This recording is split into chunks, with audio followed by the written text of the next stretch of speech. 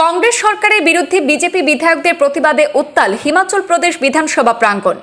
BJP বিধায়কদের অভিযোগ, কংগ্রেস সরকার নির্বাচনের আগে যেসব প্রতিশ্রুতি দিয়েছিল মসনদে বসে তার একটিও পালন করেনি। মিথ্যার উপর দাঁড়িয়ে আছে এই সরকার। কংগ্রেস নির্বাচনের আগে 10টি প্রতিশ্রুতি দিয়েছিল। 5 বছরে 5 লক্ষ চাকরি, বিনামূল্যে বিদ্যুৎ, 2 টাকা দরে গোবর সরবরাহ ইত্যাদি প্রতিশ্রুতি পালন করেনি সরকার।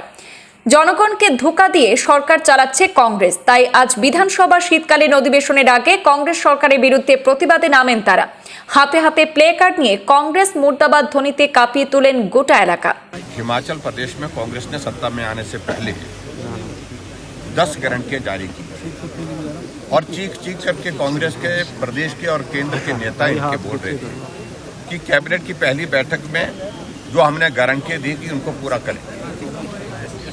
और 1 साल बीतने के बाद एक भी गारंटी जब पूरी नहीं हुई तो हम आज पूछ रहे हैं हमसे कि क्या हुआ उन गारंटियों का जो कहा था आपने कि कैबिनेट की पहली बैठक में गारंटी को पूरा करें।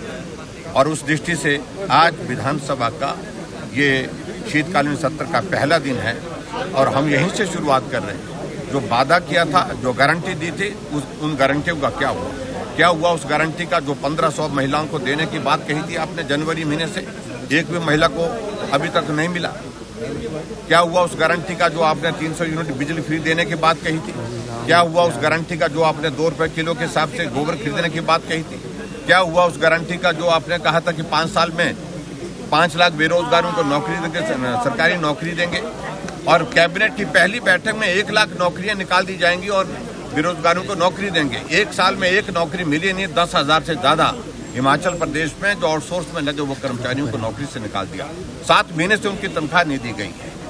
चारों तरफ विकास के कार्य ठप पड़े हुए हैं और ऐसे में ये त्रासदी का रोना और त्रासदी के रोने के बाद विचित्र लगता है। इतनी बड़ी त्रासदी हुई जहां 500 से ज्यादा लोगों की जिंदगी चले गई। इतनी बड़ी त्रासदी हुई, 15,000 के लगभग हिमाचल प्रदेश में लोग बेघर हो गए, जिनके घर चले गए। लेकिन सरकार 1 साल की एक उपलब्धि न होने के बावजूद भी जश्न मना रही है, करोड़ों रुपए उस पर खर्च कर रही है। पूरे प्रदेश भर से लोगों को ढो करके लाया और उसमें भी झूठ बोल करके कि हिमाचल प्रदेश की 1 साल की सरकार का जश्न धर्मशाला में मनाया जाएगा। राहुल गांधी उसमें आएंगे, प्रियंका गांधी उसमें आएंगी। न राहुल आए न प्रियंका आई।